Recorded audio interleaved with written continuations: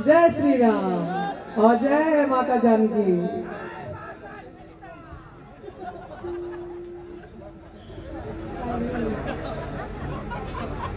और ये प्रॉपर हमारे भोजपुर अंचल के, क्योंकि भिखारी ठाकुर जी हैं तो वो सारण और छपरा अंचल के प्रॉपर जो भोजपुर है उस इलाके के बदन है। और उसी कड़ी में मैं एक पूर्वी भी गाना चाहूंगी।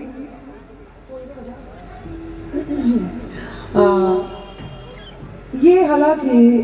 एक ऐसा विषय है, बहुत कम लिखा गया है इन विषयों में। ये मंदोदरी जी की भावना है, उस भावना को व्यक्त करने जा रही है। और बहुत कम लेखनी में बहुत कम ऐसा लिखा गया है किस तरह से माता सीता को हरण करके ले जाने के बाद मंदोदरी अपने स्वामी को, रावण को क्या बोलती है, किस तरह से अपने मन की भावना को व्यक्त करती है, उसके ऊपर ये पूर्वी गीत है।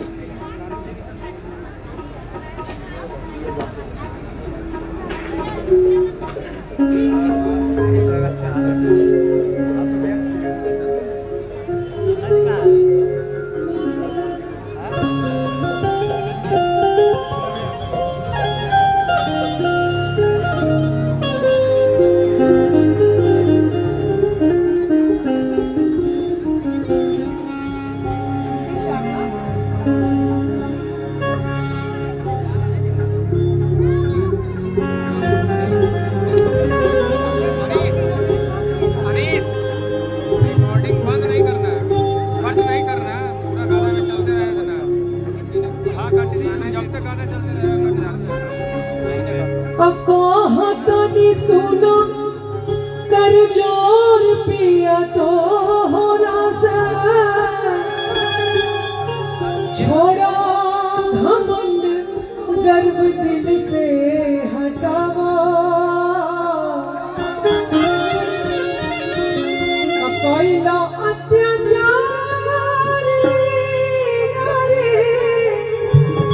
दोसरा के हार लैला जान बुझ के पिया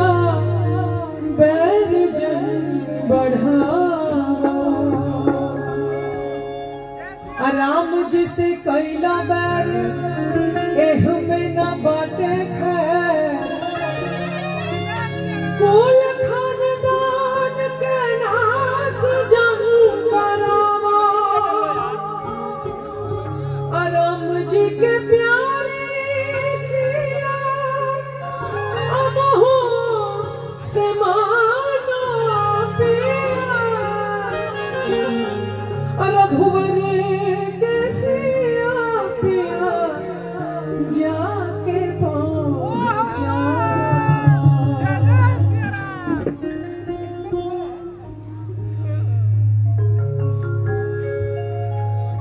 सिया लेके जाहो पिया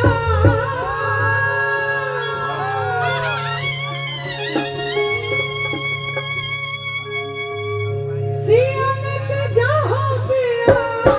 सिया लेके जाहो पिया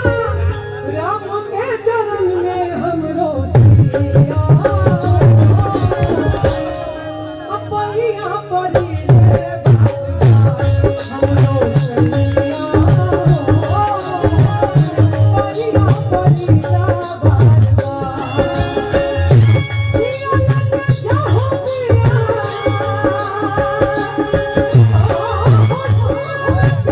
जाहो पिया जाहो पिया राम के चरण में हमरो सैया परिया परी रे बाबा हमरो सैया परिया परी रे बाबा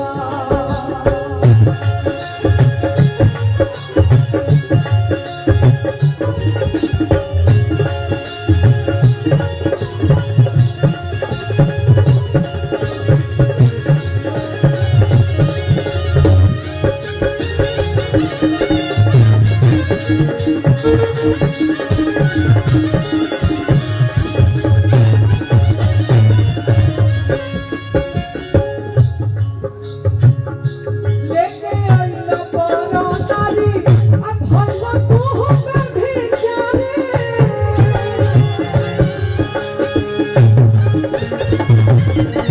लेके आइला पारा नारी भला तू हो कभी जाने लेके आइला पारा नारी लेके आइला पारा नारी भला कभी जाने हमरो सैया काहे तोर बदनाम विचार हमरो सैया काहे तोहर बदनाम विचार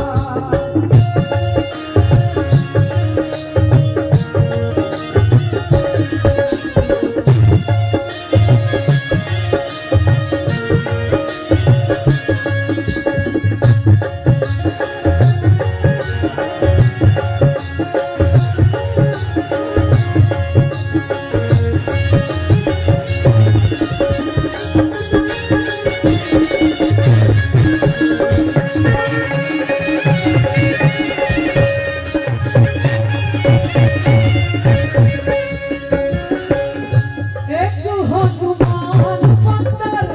आइले लंका के अंतर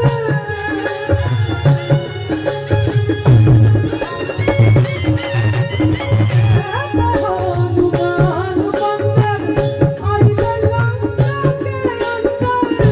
एक हनुमान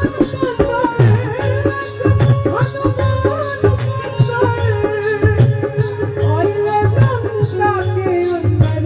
सैया सोनवा के लंका दे जा हमरो सैया सोनवा के लंका दे जा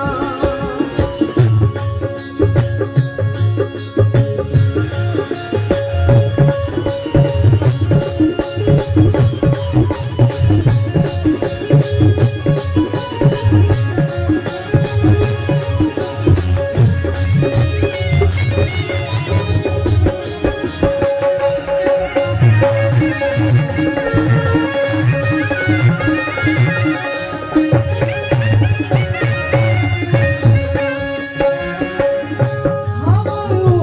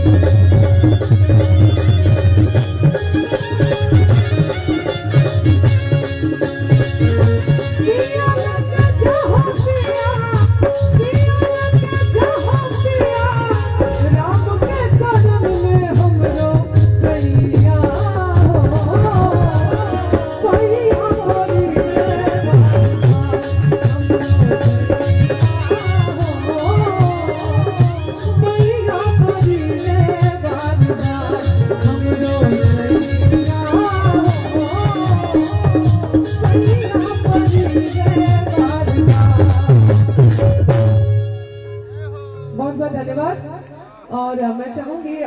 कि मुझे जो समय सीमा है वो जरूर आप इशारा करें, अगर ऐसा कुछ है तो मुझे बताया जाए। जी